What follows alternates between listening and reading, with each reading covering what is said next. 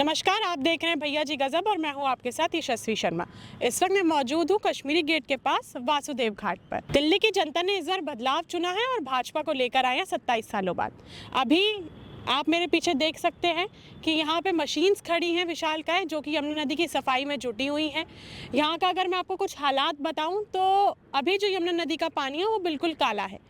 इस बार के जो विधानसभा चुनाव थे वो यमुना नदी के ऊपर लेके लड़े गए थे। मेन मुद्दा जो था इस बार चुनाव का वो था यमुना नदी। यमुना नदी की सफाई का काम जो है वो शुरू हो चुका है। आप देख सकते हैं यहाँ पे कर्मचारी जो है सुबह आते हैं, शाम तक रहते हैं और यमुना नदी की सफाई में अपना पूरा योगदान देते हैं। अगर मैं आपको कुछ स्थिति बताऊं कि अभी हाल ही में यमुना नदी की क्या स्थिति है, पानी जो है बिल्कुल काला हो चुका है। बाहर क्या स्थिति है तो खंडित मूर्तियां यहाँ पे हैं, मालाएं यहाँ पे हैं, फूल मालाएं ऐसे गिरी हुई हैं, प्लास्टिक है जो कि हमारे भारत में बैन है। यहाँ पे जो इंडस्ट्रियल एरिया है उनके लिए भी नियम बनाए गए हैं। एक निर्धारित जगह उनके लिए बनाई जाएगी जहाँ से जो इंडस्ट्री का वेस्ट होगा, जो कूड़ा होगा, वहाँ डाला जाएगा। और अगर कोई इंडस्ट्री उस पर्टिकुलर एरिया के बजाय कहीं और कूड़ा डालती है तो उस इंडस्ट्री को बंद कर दिया जाएगा। दूसरा, एक और जगह निर्धारित करी जाएगी जहाँ पे कोई भी वेस्ट हो या कूड़ा हो, प्लास्टिक हो, खंडित मूर्तियाँ हो, किसी भी तरीके का वेस्ट हो, उधर डाला जाएगा और रोज़ सुबह उस कूड़े को वहाँ से हटा दिया जाएगा। यहाँ पे जो मशीनें लाई गई हैं नदी की सफाई के लिए, अभी उनके लिए कोई समय सीमा तय नहीं करी गई है। अभी टाइम पीरियड नहीं दिया गया है कि कितने समय के अंदर उनको ये जो कार्य है पूरा करना है। रही बात, अब मैं आती हूँ मशीनों के ऊपर कि इन मशीन्स की क्या कैपेसिटी है, किस गति से ये काम करती है, कितने घंटे ये मशीन लगातार काम कर सकती हैं। जब हमने ऑफ कैमरा मशीन चालकों से बात करी तो उन्होंने हमारे सवालों के जवाब दिए। उनका ऐसा कहना है कि जो मशीन्स हैं 24 घंटे काम कर सकती हैं। ये जो मशीन्स यहाँ पे हैं ये किस तरीके का कूड़ा इकट्ठा कर सकती है, किस तरीके का कूड़ा निकाल सकती हैं, तो ये गीला कूड़ा और सूखा कूड़ा दोनों निकाल सकती हैं। नदी के जो किनारे होंगे, नदी के जो कोने होंगे, वहाँ से वो कूड़ा इकट्ठा कर सकती है। इन मशीन्स के पीछे कंपार्टमेंट बनाया गया है और वहाँ पे वो कूड़ा स्टोर होगा जब मशीन्स नदी के अंदर से, नदी के ऊपर से कूड़ा निकालेंगी।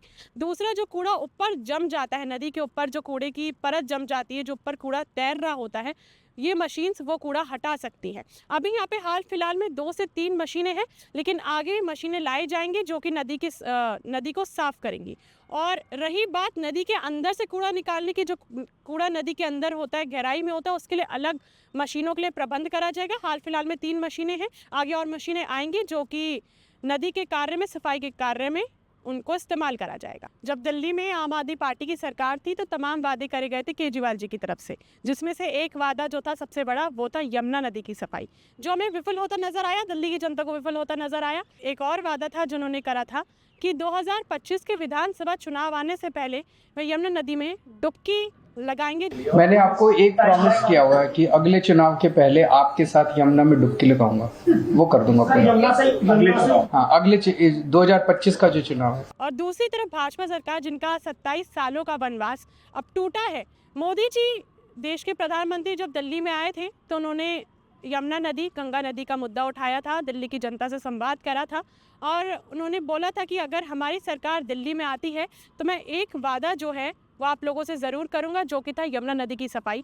दिल्ली की जनता उनको लेके आई और उसके बाद जो उन्होंने वादा करा था वो लग रहा है कि वो उस पर काम जो है शुरू हो चुका है। नारा भी उन्होंने लगाया था यमुना मैया की जय, और कहीं ना कहीं ये नारा जो है उस पर काम होता हुआ भी दिल्ली की जनता को नज़र आ रहा है। लेकिन अब देखना ये होगा कि जिस भरोसे से दिल्ली की जनता ने कमल का बटन दबाया था, तो क्या अब भाजपा अपने वादे पे, यमुना नदी की सफाई के वादे पे अड़िग रहेगी? क्या जो काम अब भाजपा की तरफ से शुरू हुआ है यमुना नदी की सफाई का, क्या वो बरकरार रहेगा? हमारी नज़र, दिल्ली की जनता की नज़र इस पर टिकी रहेगी।